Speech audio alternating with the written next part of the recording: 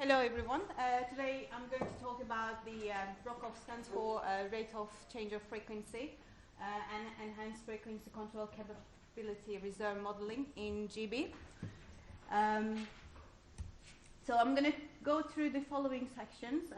I'll start with a brief overview of Baringa and what we do, and then give a bit of project background and how we model things in PLEXOS for this project.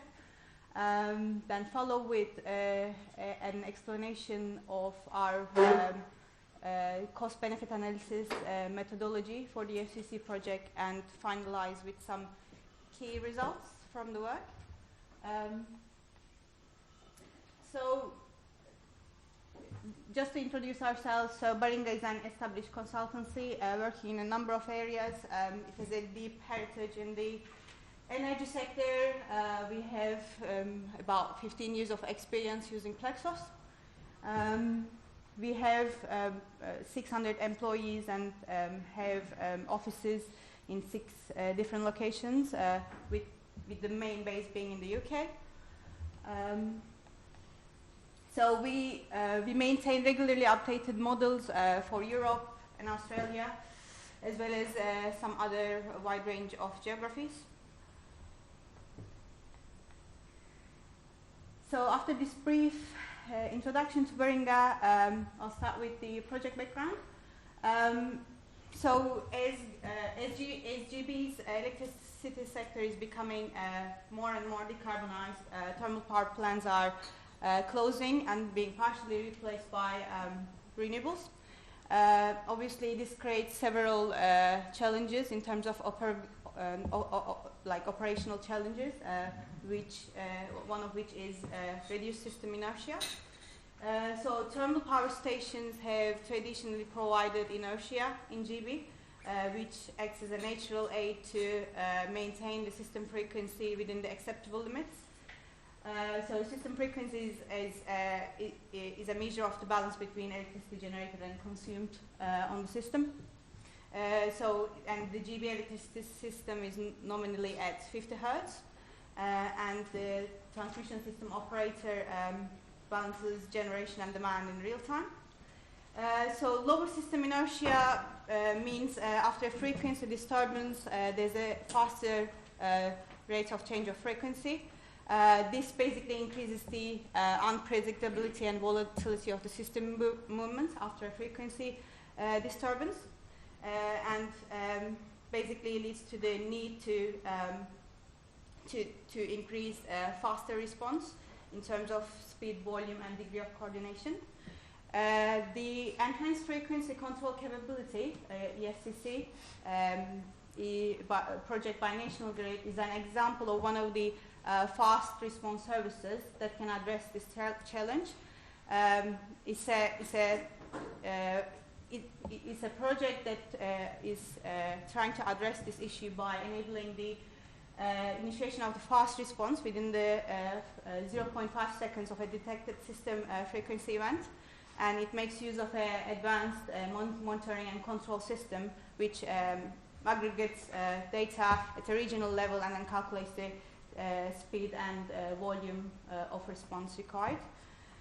So the project is a collaboration between several industrial and academic partners, and we were approached by National Grid to develop a cost and benefit analysis to assess the potential benefits of utilizing EFCC to the industry and consumers.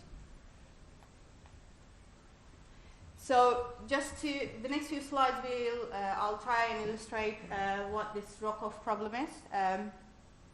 So the pink line, in today's world, where GB relies on a Rockoff limit of 0.125 Hertz per second, which is shown by the pink line, the frequency of the system is maintained within the acceptable limits by a combination of things. Within the first 2 seconds, the system relies on inertia, and after that, the traditional response providers come into play. However, in a world of faster RoCoF, where there's a reduced inertia on the system, which is shown by the gray line, the inertia on the system is not sufficient to be able to maintain the frequency within the acceptable limits, and traditional response providers will not be able to respond quickly to this drop in frequency. So the advantage of EFCC comes from the fact that it can detect the frequency disturbance quickly and act within 0.5 seconds, bringing back the frequency to the acceptable level, to the targeted level, and it's also reduced the amount of traditional response required later on. This is shown by the pink line in this slide. So the high-level benefits of utilizing EFCC is basically it can accommodate a faster RoCoF. It can address the frequency drop quickly, and therefore can lead to decreasing costs of redispatching thermal generation or interconnectors to manage the RoCoF, and it can also reduce the amount of traditional response required. So the two high-level benefits is reduced system redispatch costs and reduced volumes of traditional response required. So having talked about the Rockoff problem, so the constraint that we were trying to model is here at the top. So the Rockoff limit can be managed by a combination of things. It can be managed by either decreasing the largest in feed on the system or increasing the system inertia.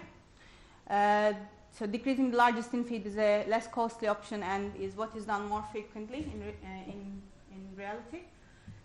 The two graphs on the right hand side show the point to the fact that there will be decreasing levels of inertia going forward. These are from the System Operability Framework document published by National Grid. It is the issue that I talked about at the start, where we will see decreasing levels of inertia going forward, and managing RoCoF will be more of a problem. So, having talked about the background a bit, I want to talk about how we modeled RoCoF and reserve in PLEXOS. In this work, we have made use of decision variables quite heavily. So decision variables are useful when you are trying to define a constraint that is dependent on an aspect of the simulation and cannot be modeled through using custom constraints. So for RoCoF purposes, we have modeled two different constraints. One is looking at the largest generating unit, and the second one looking at the largest line flow.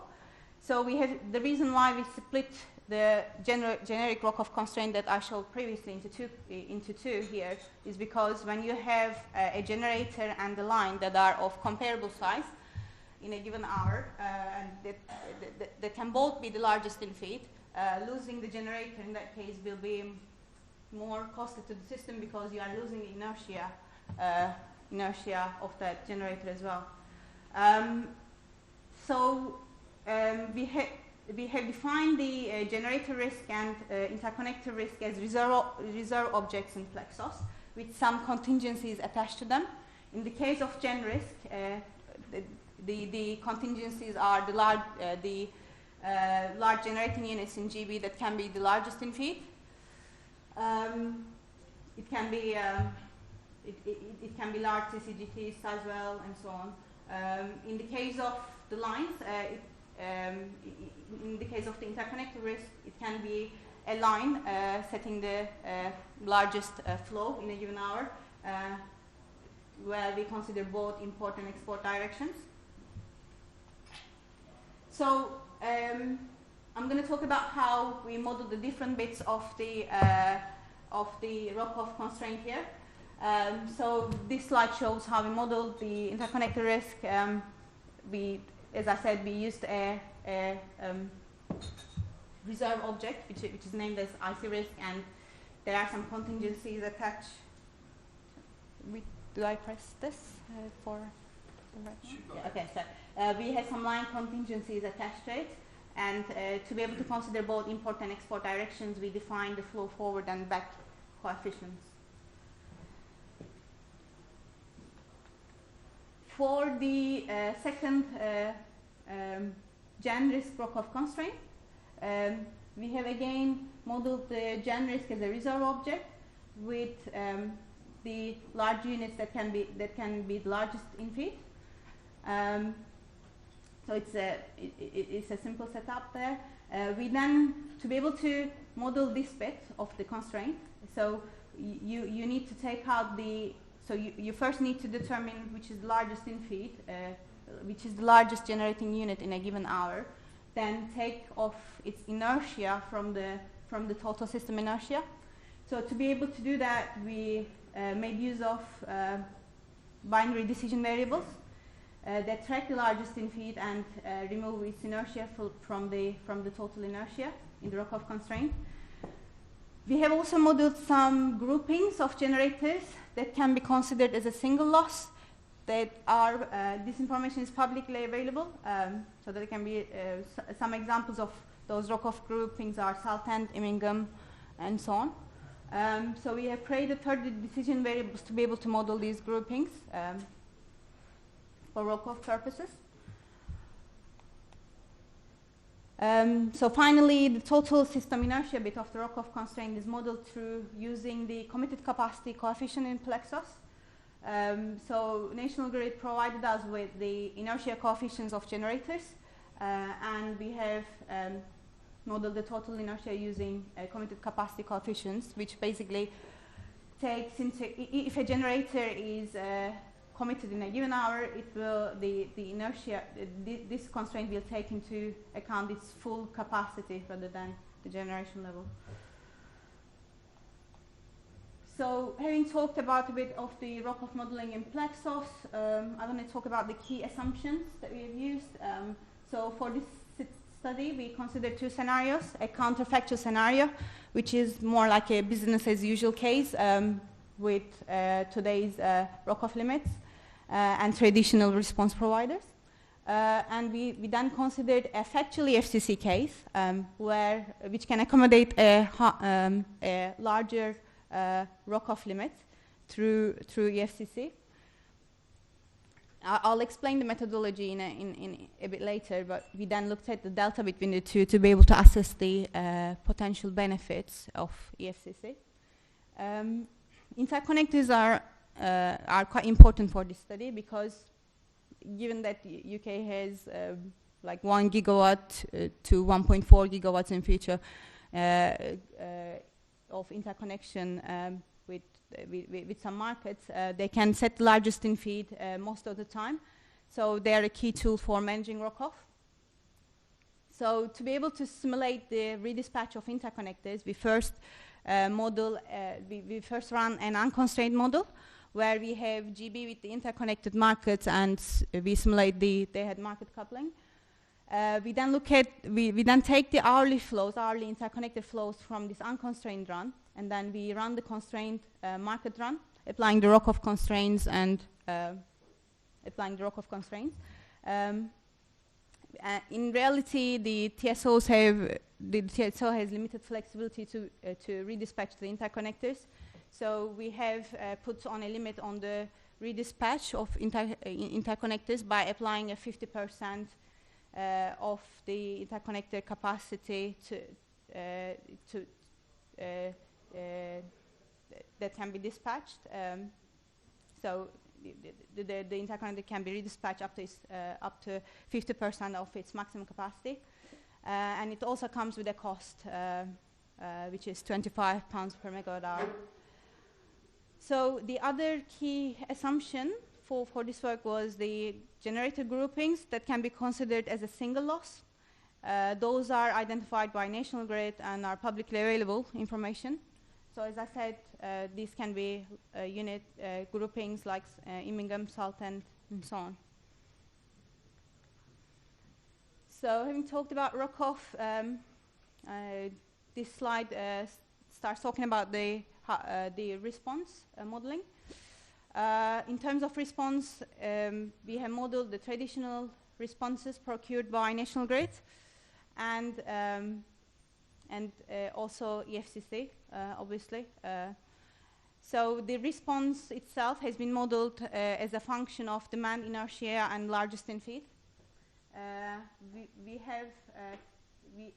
Through the data provided by National Grid, we have done a regression analysis on that and came up with the coefficients for the response formulae.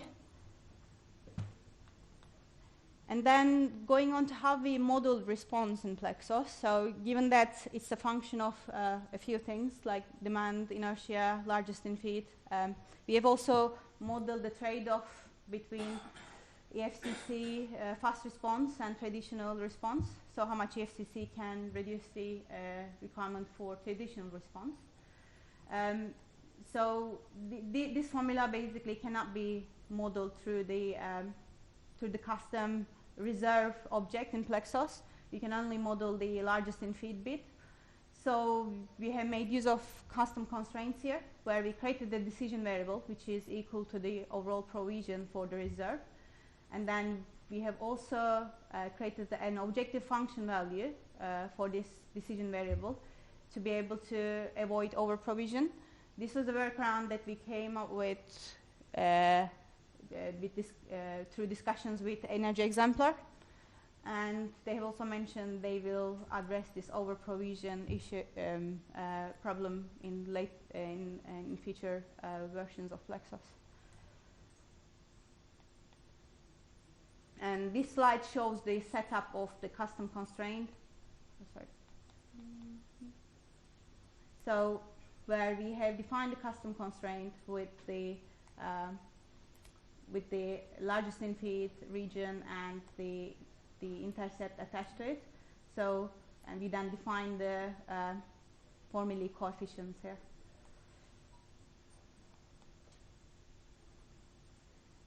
So this was a brief overview of how we model things in PLEXOS. In terms of the methodology that we followed is so we, as I mentioned in the assumption slide, we have run two scenarios: a counterfactual scenario with today's RoCoF limits and traditional response providers, and we have then modeled a EFCC factual case or test case where we have a higher RoCoF limit, which can be managed by use of fast response provider such as the EFCC. We then looked at, so in both worlds we have modeled the RoCoF constraints and response requirements. One thing to mention that in this work we have modeled only the holding requirements for response. We haven't actually modeled the utilization of this response during a frequency event. I mean, historically, the cost of holding requirement has been greater than the cost of utilization. So we therefore agreed with National Grid that the utilization bit would be outside the scope of this work. So we then, to be able to assess the potential costs and benefits of using EFCC, we then looked at the delta between these two runs. We looked at the change in total system costs.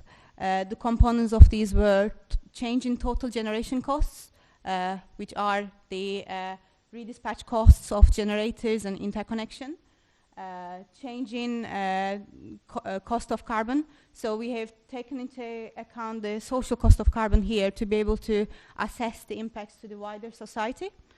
And finally, the cost of curtailment for low carbon generation.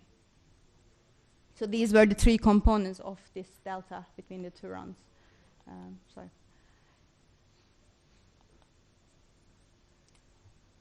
In terms of the EFCC capability, the EFCC capability assumptions were provided by the EFCC project partners, which meant we made use of properties such as effectiveness and response factor in PLEXOS for these EFCC capable technologies. these are to model things like deload, which refers to the maximum volume that the generator can reduce output to of a response. And there's another property which is the response factor, which basically says what proportion of the deload can count towards a response. So I'm going to talk about some key CBA results. For this work, we have run a range of RoCoF limits. It was a project that took about a year. So here I'm going to talk about some draft results that have been made publicly available by National Grid. The final results will be made available at some point as well. So I mean, the potential benefits, we think that the RoCoF duration curves are the best way to show the potential benefits of moving to a high RoCoF world by using EFCC. So this is, the pink line here shows the RoCoF duration curve in an unconstrained market run. Then in a constrained world where you set a RoCoF limit, say 0.3 hertz per second, this RoCoF limit is binding in about 1,500 hours of the year. The gap between these two curves show us the potential benefits from moving to a faster RoCoF world. So if we were to model a RoCoF limit of 0.2 hertz per second, now if you move from 0.3 to 0.2, the number of hours where the RoCoF limit is binding increases significantly to 5,500 hours of the year. So we therefore see a much more benefit from moving to a high RoCoF world from EFCC. And going further, if you were to model today's RoCoF limit of 0.125 hertz per second, almost throughout the year, the RoCoF limit is binding, which means there's even much more benefit from utilizing EFCC. This chart basically points to the fact that it shows the inertia distribution curve for the consumer power scenario of National Grid. The consumer power scenario is a scenario where there's a great penetration of renewables on the system, and therefore decreasing levels of inertia. So as we go from 2021 to 2028, the gap between the unconstrained run and the low RoCoF world, the low RoCoF limit world, increases because the system needs to increase inertia even more to be able to manage RoCoF. And these are some draft results that were published by National Grid in the link provided here. It is to give an indication of the different components of the delta I mentioned earlier. So the total change in generating costs being the major contributor to the overall benefit. So it takes into account the total change in generation and interconnector redispatch costs, the social cost of carbon, and renewable curtailment costs. So as I said, the final results will be made available at a later date by National Grid. That's why we are presenting some draft results here. Finally, I would like to acknowledge my colleague, Adrian Palmer, who was supposed to be here initially, but couldn't make it due to other project commitments. He has provided a great contribution to this work. Yeah, thank you for listening.